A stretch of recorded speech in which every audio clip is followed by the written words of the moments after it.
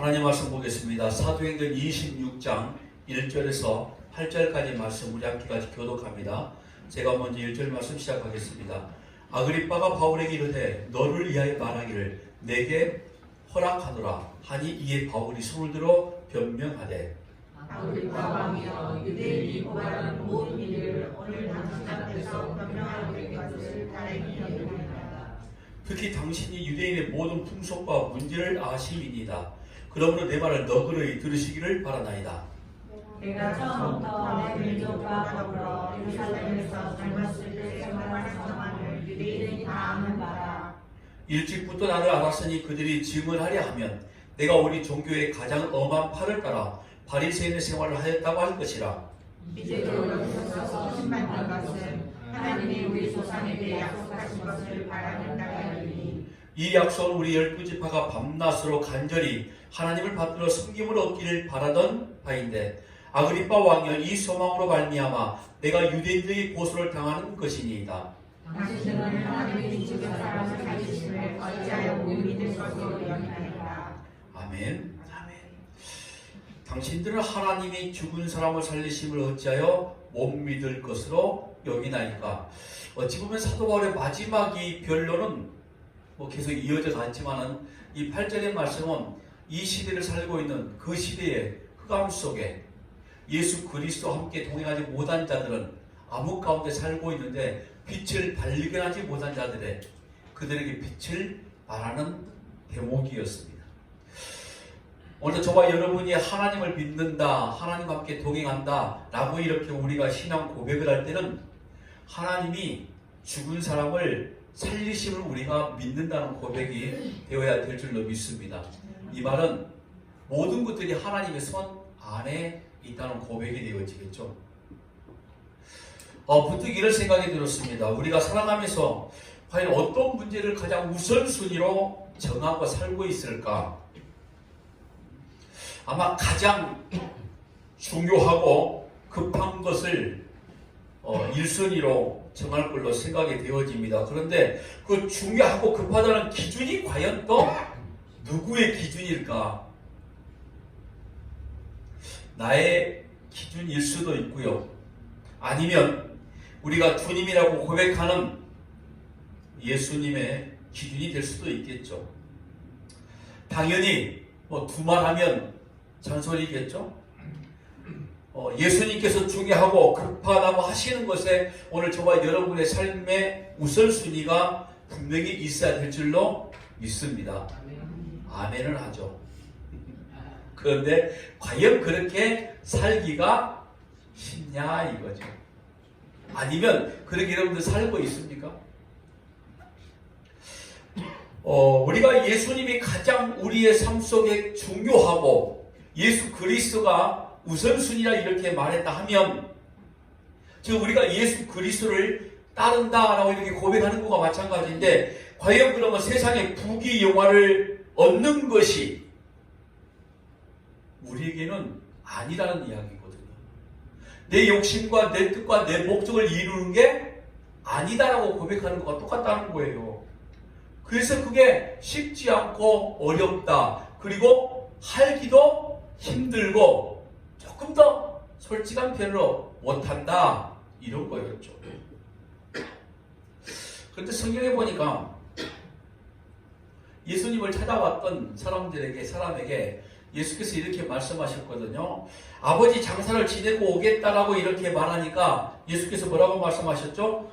죽은 자들로 저희 죽은 자를 장사하게 하고 너는 나를 쫓으라 말해. 이 말씀이었어요. 그러니까 여러분 이 말씀 우리가 받을 수 있을까요? 받기는 받죠. 그런데 행하기는 못한다는 거죠. 이게 문제인 거죠 지금. 이 세상이나 세상에 속한 일을 예수님은 죽은 자의 일로 보셨죠. 죽음, 장례 이거 말씀했으니까 그럼 그게 장례든 결혼이든 돌이든 회갑이든 모임이든 이게 결국에는 생명이 없는 일이라고 지금 말씀하고 있는 거거든요. 그러니까 지금 예수께서 말씀하신 것은 세상의 모든 것들은 생명이 없는 것, 그러니 나를 따르는 것은 생명이 있는 것, 이걸 지금 이야기하고 있는 거거든요. 그런데 우리는 생명이 없는 세상에서 천년만년 살 것처럼 우리가 행하고 있다는 거죠. 저도 왜 이 소리를 하는지 이 본문의 말씀 보면서 문득 그런 생각이 들었습니다. 당신들은 하나님이 죽은 사람을 살리심을 어찌하여 못 믿을 것으로 여기나이까. 즉 하나님이 다시 살리신 예수 그리스도, 그리고 너희들에게도 부활의 생명이 분명히 임하게 될 것이고 우리는 이미 부활 지체가 되어 있는데 과연 너희들이 이걸 아느냐? 이게 가장 중요한 문제인데 지금 눈에 보이는 세상 일에 지금 사실 여기서 지금 사도 바울이 말하고 있는 아그리빠 왕 그리고 베스도 이런 자들은 지금 정치적인 문제로 지금 어찌 보면은 사도 바울을 지금 재판하고 있는 것과 마찬가지거든요. 생명이 없는 곳에 아무것도 아닌 곳에 지금 너희들이 너무 많은 시간을 소비하고 있다고 이런 말 같아요. 오늘 이 본문을 보기 앞서 25장 후반부에 잠깐 말씀을 드리면 사도행전 25장 19절 말씀 보니까 오직 자기들의 종교와 또는 예수가 하는 이가 죽은 것을 살아있다고 바울이 주장하는 그 일에 관한 문제를 고발하는 것뿐이다.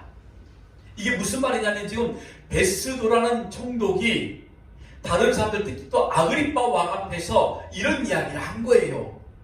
도대체 저 바울이 어떤 문제를 일으켰느냐라고 이렇게 이야기를 하니 베스도가 말하는 겁니다. 내가 보니 자기들의 종교와 즉 기독교 또는 예수라 하는 이가 죽은 것을 살아있다고 바울이 주장하는 그 일에 관한 문제로 사도 바울을 이 40명이 되는 지금 아무것도 안 먹고 바울을 죽일 때까지 내가 기다리겠다고 말하는 유대인들과 수많은 이 산에 들인 고개원들 이들하고 이 문제 때문에 싸움하고 있을 뿐입니다. 이게 무슨 말이냐면 지금 베스도나 아그리빠 왕에게 아무것도 아니에요. 쟤들이 싸움하고 있는 건 아무런 문제가 되지 않으니까 신경 쓰지 말라 이거죠. 단지 저들이 섬기고 있는 예수라는 그 사람이 죽었다가 다시 살아났다라고 이렇게 말하는 한마디로 정신 나간 소리하고 있는데 그것 때문에 쟤들끼리 싸움하고 있으니 냅두세요. 뭐 이런 거였어요.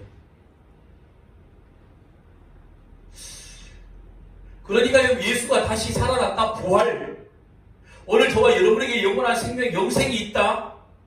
이건 지금 아무것도 아니라는 이야기를 하죠. 당연한 거겠죠. 왜? 베스도는 모르거든요.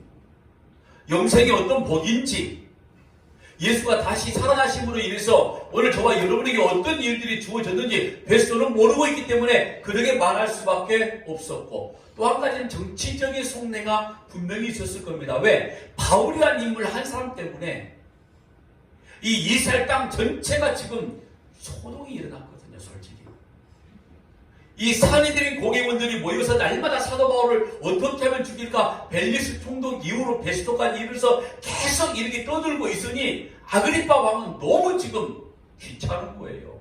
그래서 뭔가 해결하고 싶어. 그러니까 벨릭스도 무능한 총독이었고 지금 베스도도 무능한 총독으로 치우칠 뻔하니까 베스도가 이렇게 변명을 하는 겁니다. 이야기를 하는 거죠. 아무것도 아니다. 여러분 과연 예수님이 다시 사심이 아무것도 아닌 일인가요? 부활에 관한 이야기를 하고 있는 거죠. 오늘은 물론 부활절은 아닙니다. 우리가 따로 뭐 부활절을 지키지 않고 있기 때문에 전혀 문제가 되지 않지만 단지 1년에 한 번 부활절에만 듣는 이야기가 된다고 그러면 이 부활절 설교는 굉장히 아쉽고 두려운 이야기가 될 겁니다. 날마다 우리의 삶 가운데 예수님이 다시 살아나셔서 우리 가운데 계시다는 그래서 임마누엘의 하나님이 되신다는 이 부활의 하나님을 증거하는 것은 매일매일의 오늘 저와 여러분의 신앙 고백이 되어야 될 줄로 믿습니다. 그래서 부활은 너무나 소중하고 중요한 거죠.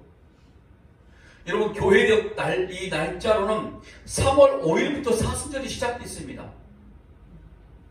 제가 늘 말하지만 사순절을 지키는 건 칼빈이 뭐라고 그랬죠? 우상을 숭배하는 것이다라고 기독교 강요에서 이야기를 했단 말이에요. 우리가 신학교 때 배운 내용입니다. 그런데도 지키고 있다라고 그랬죠. 배웠는데도.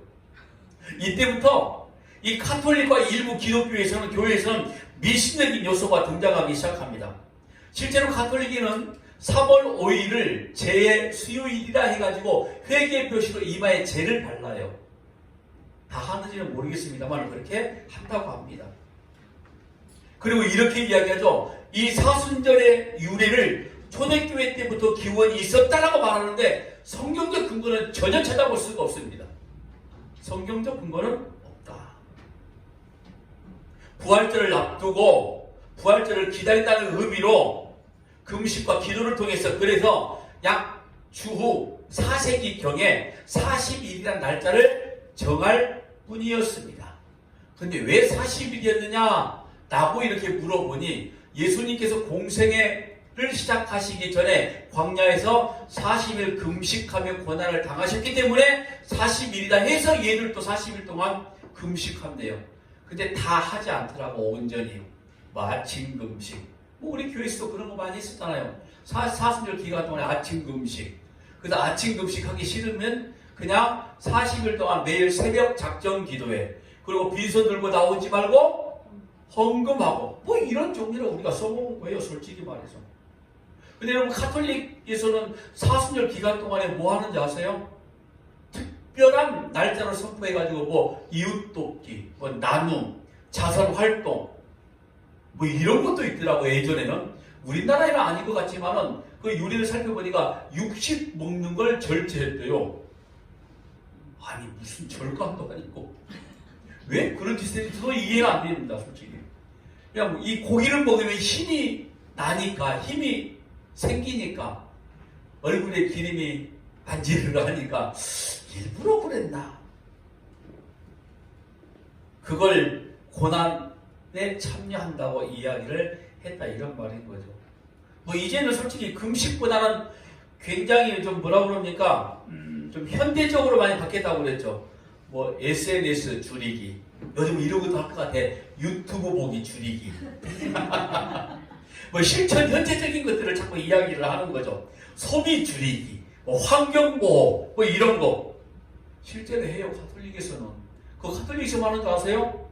웬만한 큰 교회, 중학교, 고등학교 학생부 애들에게 사순절 기간 동안 여러분들 뭐 하라고 그러죠? 게임 줄이기. 예전에 많이 했던 짓 아닙니까, 솔직히? 그리고 부활절. 예수님의 부활과 함께 설교 중에 이런 설교 많이 들었거든요. 우리의 도덕성이 부활해야 된다. 우리 인성이 부활해야 된다. 우리가 지금 침체되어 있는 우리 경제가 부활해야 된다. 부활절에 웬 침체된 경제 이야기가 나오냐고요. 언제나 정치적 부활이 일어나야 된다. 기가 막히죠. 예수님의 부활이 우리의 경제와 정치와 문화와 무슨 상관이 도대체 있기에 왜 그렇게 갖다 붙이면 좋은 말처럼 들리는 것 같아. 세상에 잡다한 소리 가운데도 거기다가 부활이라는 단어만 넣으면 좋아. 그런 것 같아요. 우리는 이렇게 비웃고 있지만은. 부활하신 주님께서 우리로 하여금 무엇을 하게 하시냐고요. 이거 아닙니까? 너 부인하고 네 생각 내려놓고 내가 내게 영생을 주었으니 이제는 네 뜻대로 살지 말고 내 뜻대로 살아야 되는 거야. 자기 십자가 지고 따라오라고 이렇게 말씀하지 않으셨습니까? 보세요. 베드로전서 4장 12절 14절입니다. 사랑하는 자들아 너희를 연단하려고 하는 불시험을 이상한 일 당하는 것 같이 이상히 여기지 말고 오히려 너희가 그리스도의 고난에 참여하는 것으로 즐거워하라. 이런 그의 영광을 나타내실 때 너희로 즐거워하고 기뻐하게 하려 함이라. 잘 들어보세요. 우리가 그리스도의 고난에 참여하는 것으로 즐거워하는데 그의 영광을 나타내실 때에 하나님의 영광, 영원한 생명, 하나님의 뜻과 목적이 이루어진 그때. 근데 지금 우리가 하는 고난은 뭐라고요? SNS 줄이기? 절제운동? 환경보호운동? 한 끼 금식? 이게 과연 고난에 동참하는 건가요? 그게 하나님의 영광이 되는 문제인가요?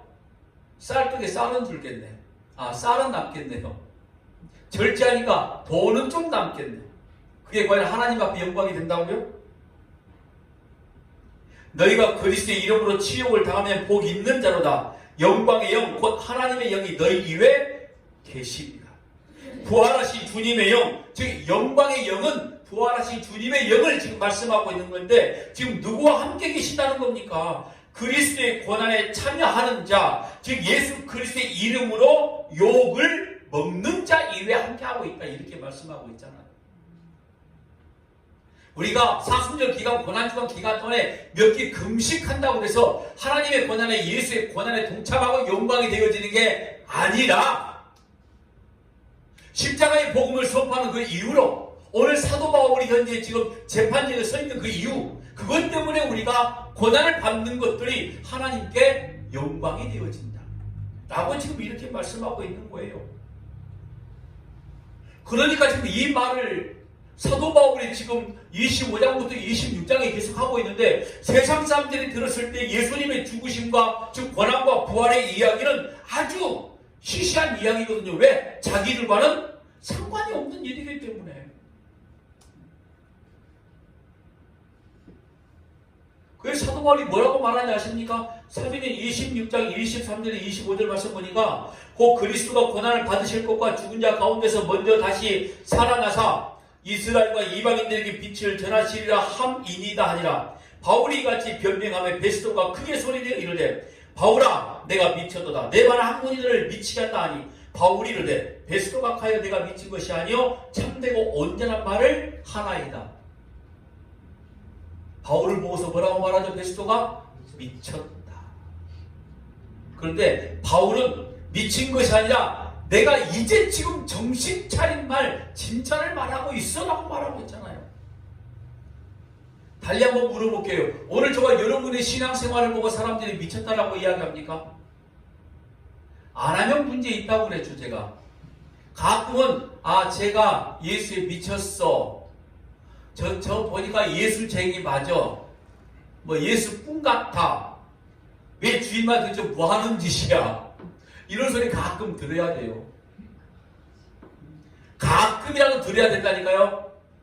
거의 매일 들어야 될 소리를 매일 못 들으니까 가끔이라도 한번 들어보자 이 말인 거죠.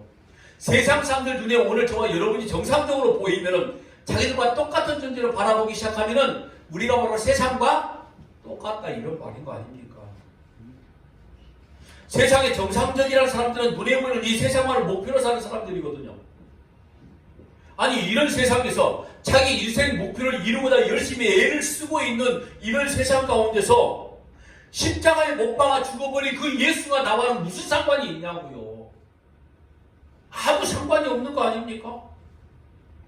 아니 그 죽은 예수가 3일 만에 다시 살아났다는 이야기가 그들의 삶 속에 어떤 영향을 줄 수 있느냐 이거죠. 아무 영향을 주지 않는 거죠. 그렇다면 오늘 우리에게는 어떤 거냐 이거죠. 예수님의 죽으심, 십자가의 죽으심과 다시 사심이 오늘 저와 여러분에게 구원의 기쁨의 수치가 확 올라가서 와, 예수께서 나의 죄를 위해서 죽으셨고 3일 만에 부활하시며 영원한 생명을 내게 주셨구나 라고 아멘하고 감격 감사의 기쁨의 소리가 터져 나오는지, 그게 내 삶의 가장 소중한 신앙 고백이고 보물이 되어 있는지, 그거 우리가 살펴보자 이런 거죠. 사도 바울은 빌립보서에 이렇게 이야기합니다. 빌립보서 3장 7절에 11절입니다. 그러나 무엇이든지 내게 유익하던 것을 내가 그리스도를 위하여 다 해로 여길 뿐더러 또한 모든 것을 해로 여기면 내 주 그리스도 예수를 아는 지식이 가장 고상하기 때문이라. 내가 그를 위하여 모든 것을 잃어버리고 배설물로 여기면 그리스도를 얻고 그 안에서 발견되려 함이니 내가 가진 의는 율법에서 난 것이 아니요 오직 그리스도를 믿음으로 말미암은 것이니 곧 믿음으로 하나님께로부터 난 의라. 내가 그리스도와 그 부활의 권능과 그 고난의 참여함을 알고자 하여 그의 죽으심을 본받아 어떻게 해서든지 죽은 자 가운데서 부활에 이르려 하노니 라고 사도 바울이 고백했단 말이에요. 이 세상에서 가장 큰 성공과 어떤 목적, 영화를 누린다고 하여도 그것이 주님의 죽으심과 부활에 비추어 보니 뭐요? 배설물이나 이거였어요. 사도 바울은 예수 그리스도의 부활의 권능과 고난에 참여하려고 그의 죽으심을 본받아 어찌하든지 죽은 자 가운데서 부활이 이루려고 하는 것, 이게 사도 바울의 삶의 목표였다, 이런 말인 겁니다. 이게 빠지면 예수 믿는 사람이 아니란 이야기예요. 솔직히 표현하면 여전히 썩어지고서 쫓아가는 불쌍한 인생일 뿐이라는 거죠. 고린도전서 15장 12절에 19절까지 말씀도 그렇습니다. 19절 말씀 하나 볼까요? 만일 그리스도 안에서 우리가 바라는 것이 다만 이 세상의 삶뿐이면 모든 사람 가운데 우리가 더욱 불쌍한 자이더라. 더욱 가장, 이거 아닙니까? 그러니까 보세요. 만일 그리스도 안에서, 오늘 저와 여러분이 그리스도 안에 있는 거 분명한 사실입니다. 아멘이시죠? 그런데 우리가 바라는 것이, 내가 소망하고 소원하고 원하는 것들이 다만 이 세상 삶뿐이면, 예수 믿는 목적이 이 세상에 잘 되고 잘 먹고 잘 사고 형통하고 이런 목적이 있다면 뭐라고 그래요? 모든 사람 가운데 가장 불쌍한 자래요.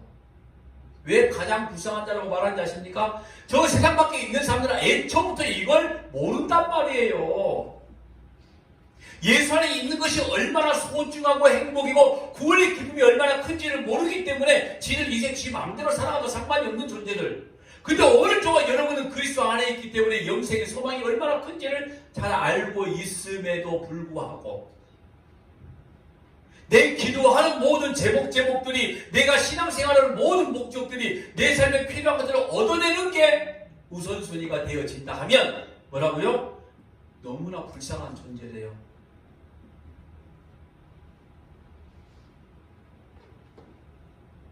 여러분, 이렇게 말씀하잖아요. 예수님의 죽으심과 부활이 없다면 오늘 저와 여러분의 믿음도 헛것이고 여전히 죄 가운데 붙들려 있을 것밖에 없다라고 말하고 있잖아요.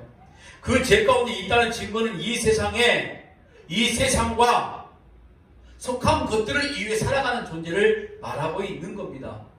그래서 여러분, 이 세상의 것들이 필요 없다라고 말하는 거 아닙니다. 오늘 저와 여러분의 육신은 이 땅에 살고 있기 때문에 필요한 것들이 분명히 공급을 받아야 돼요. 언제까지요? 내가 죽는 순간까지 공급을 받고 한 줌 흙으로 왔기에 흙으로 돌아가는 순간까지 우리는 세상의 힘에 의해서 살아갈 수밖에 없는 것도 사실입니다. 하나, 과연 오늘 내가 처음에 이야기했던 것처럼 그게 우리의 삶의 우선순위냐 이거예요. 오늘 저와 여러분의 우선순위가 어떤 거냐, 이걸 지금 말하고 싶은 겁니다.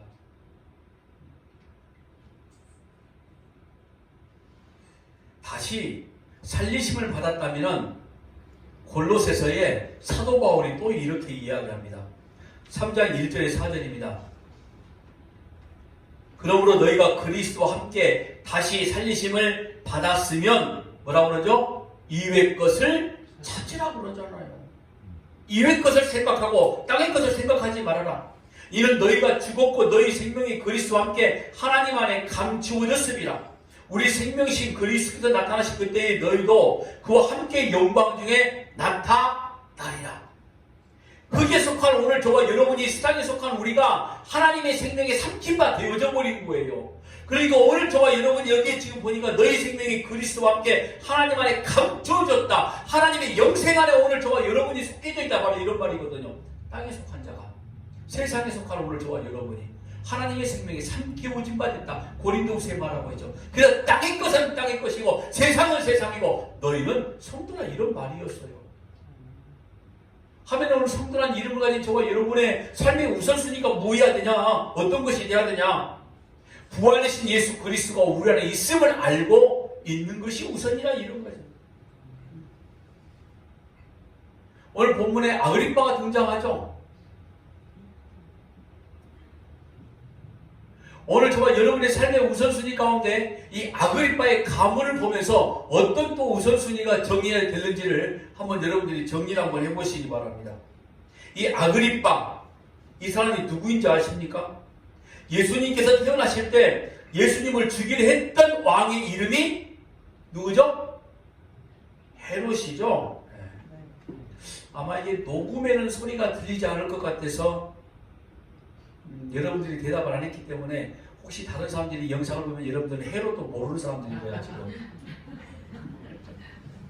우리가 헤롯 대왕, 헤롯 뭐 이렇게 이야기합니다. 헤롯 대왕은, 이 헤롯 왕은 이두의 사람, 즉 이두의 사람이라는 것은 에돔 사람이라는 뜻이니까 에돔 사람의 땅이라는 뜻이거든요. 그래서 헤롯은 에돔 족속이었어요. 에돔 족속이 어떤 족속이냐면은 하나님의 이 선택된 백성들을 계속적으로 아주 피곤하게 만들었던, 역사적으로 그리고 언약적으로 하나님의 백성들을 힘들게 만들었던 족속이에요. 그 족속 가운데 헤롯이 예수님 태어날 때 예수님을 죽이고자 했단 말이죠. 그 예수님을 찾지 못하니까 2살 미만한 사냥이를 전부 다 죽여버린 인물이 이 헤롯이라는 인물이에요. 그리고 헤롯의 아들 이름이 헤롯 안티파스라는 이름을 가지고 있는데 그 사람이 누구냐면요, 세례 요한을 죽였던 인물입니다. 그러니까 예수님을 죽였던 첫째 이 헤롯 대왕, 헤롯 대제, 이 사람의 아들이 헤롯 안티파스인데 이 사람은 세례 요한을 죽였던 사람. 마태복음 14장에 이 사건이 나오죠. 이 헤롯은 자기 동생 빌립의 아내 헤로디아를 자기 아내로 삼죠. 그건 너무너무 좋아했나 봐. 그래서 헤로디아의 딸이 춤을 추니까 네가 원하는 거 무엇이니 다 말해봐, 내가 다 들어주겠더니 헤로디아가 세례 요한을 죽여달라고 이야기한 거죠. 왜? 지금 헤로디아와 이 헤롯 안티파스랑 살고 있는 걸 세례 요한이 지적했거든요. 그러니까 죽여버린 거예요. 그래서 소반에 올려달라고. 여러분들 성경 보면 다 나옵니다. 근데 헤롯 안티파스는 바로 실행하지 않았어요. 사실은 살짝 근심했다 성경에 나옵니다. 근데 어쩔 수 없이 이 헤로디아의 청을 거절할 수 없어서 세례 요한이 정말 어이없게 죽음을 당해버리죠. 그래서 예수님께서도 사역하신 중에도 이 헤롯 안티파스를 직접 언급하신 적이 있습니다. 어떤 인물로 말했냐면 누가복음 13장 32절 말씀 보니까 이르시되 너희는 가서 저 여호에게 이르되 오늘과 내일은 내가 귀신을 쫓아내며 병을 고치다가 제 3일에는 완전하여 주리라. 여기에 저 여호가 누구냐면 헤롯 안티파스를 가리키는 거였어요. 예수님께서. 그리고 이제 헤롯 대왕의 손자, 그러니까 처음 예수님을 죽이려고 했던 탄생하실 때 그 헤롯 대왕의 손자였던 아그리빠 1세가 등장하는데 그 아그리빠 1세는 이미 우리가 사도행전 12장에 봤던 인물입니다. 사도행전 12장 1절에 2절입니다. 그때에 헤롯 왕이 손을 들어 교회 중에서 몇 사람을 헤아려 하여 요한의 형제 야고보를 죽이니. 뭘로? 칼로 죽이니. 보세요. 헤롯 대왕은 예수님을 죽이려고 했고 그의 아들 헤롯 안티파스는 세례 요한을 죽였고 헤롯 대왕의 손주는 뭐라고요? 야고보를 죽이고. 이 가문이 어디라고 그랬죠? 에돔 가문이라고 그랬죠. 교회 박해의 시작이 야고보의 순교였습니다. 이 헤롯 왕, 아그리빠 1세. 헤롯 안티파스는 이 족보를 보니까 삼촌쯤 되는 그런 인물이었습니다. 사도행전 12장 3절 말씀 보니까 유대인들이 이 일을 기뻐하는 것을 보고 베드로도 잡으려 할 때 무교절 기간이라. 그러니까 이 또 헤롯 아그리빠 1세는 베드로를 옥에 가두었던 인물이에요. 그리고 본글에 나오는 아그리빠는 그의 아들이 헤롯 아그리빠 2세입니다. 이제. 자, 25장 말기에 보면은 이 사람이 먼저 등장하는데 사도행전 25장 13절에 수일 후에 아그리빠 왕과 버니게가 베스백의 문화로 가이사랴에 와서, 그러니까 지금 예수님으로부터 사도들 그리고 교회를 핍박하는 자들로 등장하는 인물이 헤롯 가문이었어요. 그들이 에돔 지파의 에돔 족속이었고, 그러니까 언약적으로 하나님의 백성을 지금 힘들게 만드는 것들이었죠. 이 헤롯 가문은 지금 누구를 지칭하고 있냐면은, 어떤 역할을 하고 있냐면은 창세기 나오는 뱀의 후손의 대표적인 인물로 지금 등장하고 있는 거거든요. 창세기 3장 14절 15절입니다.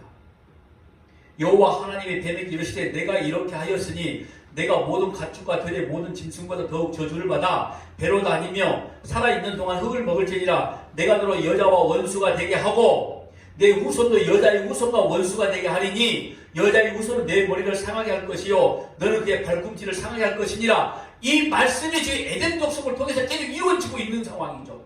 그래서 헤롯 가문이 그렇게 쓰임받고 있는 거예요. 지금 악의 보호로. 그러니까 바울이 지금 헤롯 앞에, 이 아그리 앞에 선 것은 단순히 그리스도인 한 명, 세상 통치자 중 하나 앞에 서 있는 것이 아니라는 거죠. 즉 하나님의 교회는 하나님의 백성들을 죽이려고 하는 모든 세상 가운데 늘 서 있는 존재라는 걸 지금 말해주고 있는 겁니다.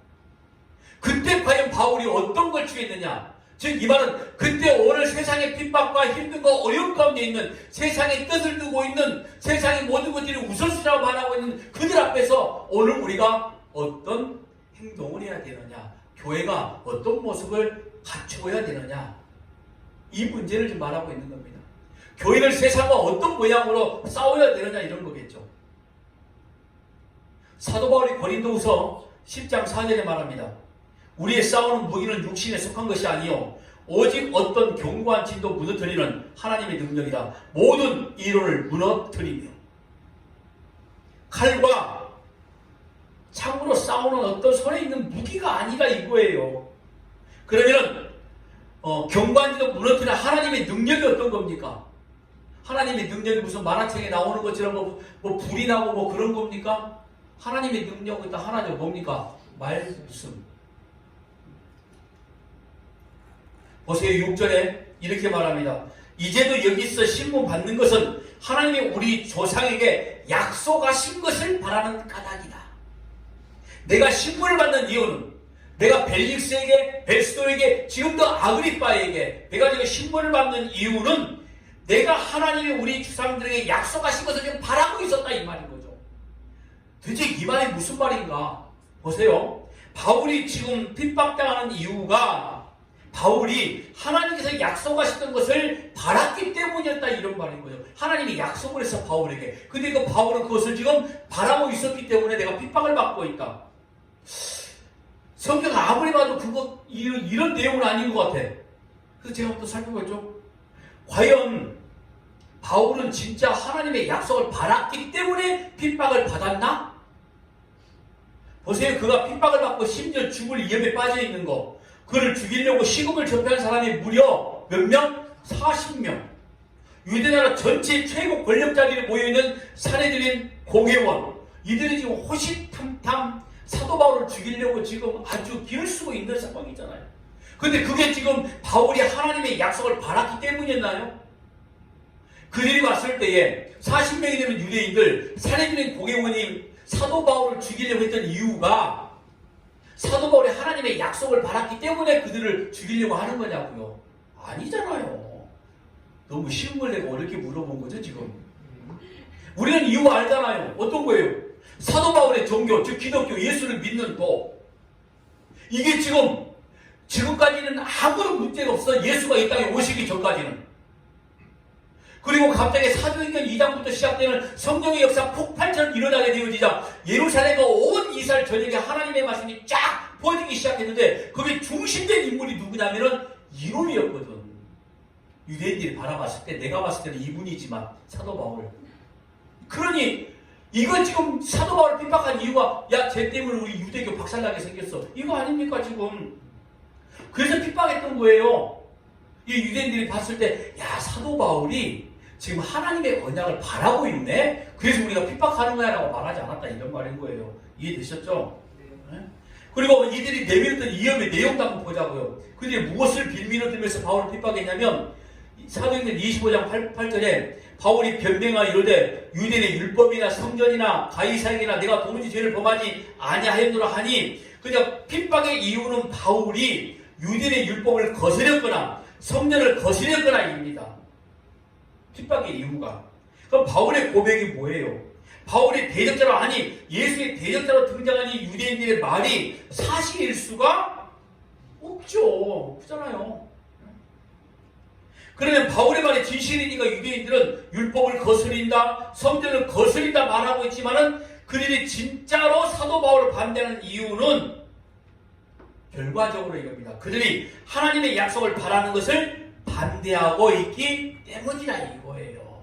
겉으로 드러나는 것은 성전을 말하고 율법을 말하지만, 근데 실제로 이런 핍박 상황 속에서 사도 바울이 말하기를 나는 하나님의 약속을 지금 기다리고 있고 바라고 있는 이유 때문에 내가 핍박을 받아. 그럼 사도 바울이 말이 맞는 거잖아요.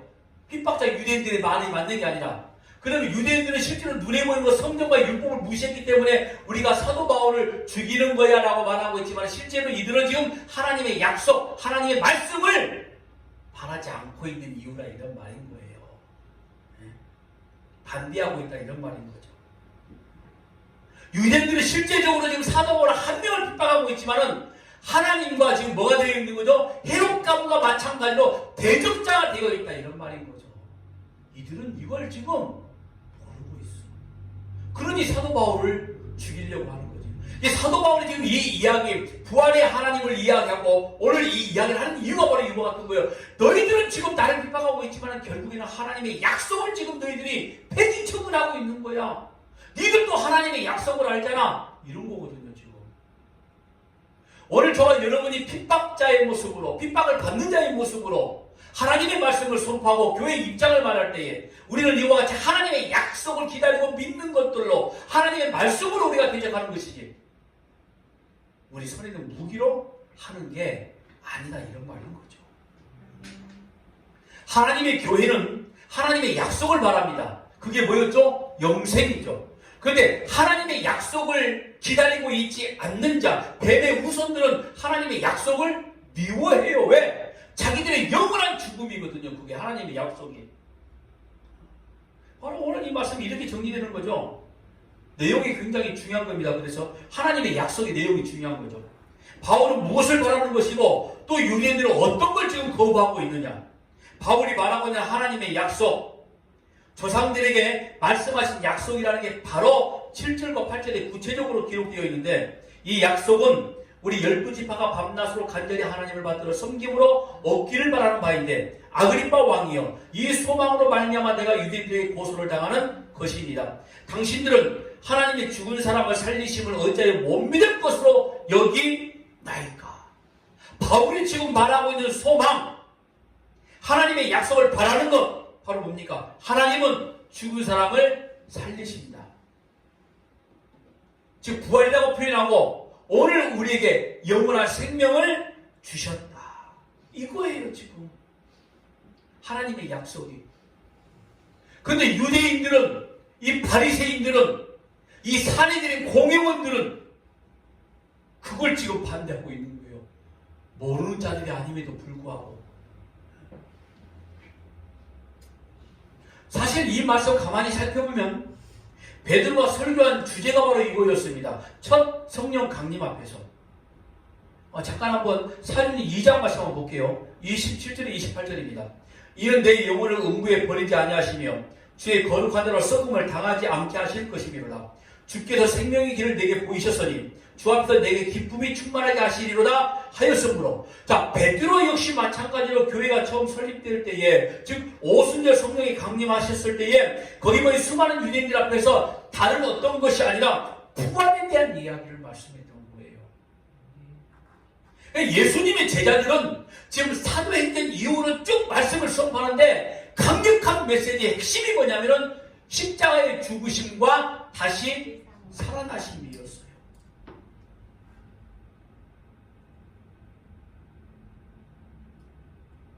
여자의 후손들, 즉 교회, 이 여자의 후손들이 교회를 삼키려고 뱀의 후손들이 시시때때로 도발할 때에, 오늘 저와 여러분, 여자의 후손된 우리 교회가 과연 어떤 메시지로 우리가 저들을 대적해야 될 것인가? 너희들의 핍박이, 너희들이 우리에게 주는 이 환난이 아무리 강하다 할지라도 하나님은 결국 우리를 살리신다. 이걸로 지금 바울이 마무리를 하는 거였어요. 죽음으로부터 살아난 교회를 이야기하고 있는 겁니다. 하나님께서 죽은 자를 살리신다고 믿는 것은 넘치신 생명이신, 즉 하나님으로부터 끊어져 버린 모든 것들이 다시 재생되어져서 이어져가고 있다는 거죠. 예수 그리스도로 인하여 죽음으로부터 살아난 교회가 이와 같은 겁니다. 그런데 사실은 그리 하지 못했던 거죠. 이런 죽음이라는 게 뭐예요? 하나님으로부터 끊어져 있는 단절된 상태를 말하는 거잖아요. 그것 때문에 나타날 수많은 증상들이 뭡니까? 원래 조화로운 관계가 있어야 될 것 중에서 그 조화로움이 깨어져 버린 거죠. 죽음은 부정이고 사라져 버리는 거. 문제는 뭐냐면 세상은 이걸 모르는 거죠. 우리는 알고 있는 거예요. 왜 그들이 모르는 줄 아십니까? 죽음 가운데 살고 있음으로 죽음 중에 있음을 모르는 거죠. 그 죽음이 전부인가 하는 겁니다. 그럼 우리는 어떤 거죠? 우리는 죽음 가운데 있는 것 같지만 실제로 살아있는 존재거든요. 그럼 살아있음을 말하는 거예요. 그게 구별된 삶이라고 말하는 거 아닙니까? 그게 복되신 거룩한 빛을 받은 자의 모습이라고 이야기하는 거죠. 그게 하나님의 말씀이 생명을 내 안에 품어 있는 자의 고백이라고 말하는 거 아닙니까? 왜 교회만이 부활을 이야기하냐면 교회만이 그걸 맛보았기 때문에 그런 겁니다. 그러니까 그것만 자랑할 수밖에 없는 거죠. 초대교회를 이루었던 수많은 예수님의 제자들, 사도를 따랐던 수많은 자들은 이걸 알았기 때문에 그들에게 핍박이 두려웠지만 감당할 수 있었던 거죠. 하나님의 자녀들이라고 부름을 받는 성도, 그 생명 안으로 들어왔기 때문에 오늘 저와 여러분이 교회적 삶을 살아간다 라고 이렇게 말하는 것은 바로 오늘 본문에서 사도 바울이 우리에게 던지고 있는 메시지인 겁니다. 너희들이 부활 안에 영원한 생명 안에 있어야 된다 이런 거죠. 교회를 비웃는 이 세상, 하나님을 대적하면서 그 뱀의 우성, 헤롯 앞에 선 교회는 무엇을 말해야 되느냐? 죽음을 이기는 교회. 이걸 이야기하는 거예요.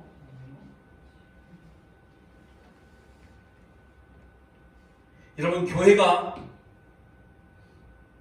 세상을 비슷하게 따라가려고 하는 것만큼 진짜 슬프고 어리석은 건 없는 겁니다. 진짜 어리석음이에요. 구별된 교회가 세상을 따라가고자 한다는 거죠. 당장 눈앞의 것만을 바라보는 이 유대 교인들, 벨릭스, 베스도, 그리고 아그리파, 이런 자들이 아닌 교회는 죽은 자를 살리시는 하나님을 믿는 공동체입니다. 오늘 또 하나님의 뜻과 목적이 있어서 세우신 순교회, 그리고 오늘 저와 여러분, 죽은 자를 살리시는 하나님을 믿는 고백으로 날마다 우리 순교회가 구원받는 무리가 많아지는 그런 교회가 되기를 주의 이름으로 부탁합니다.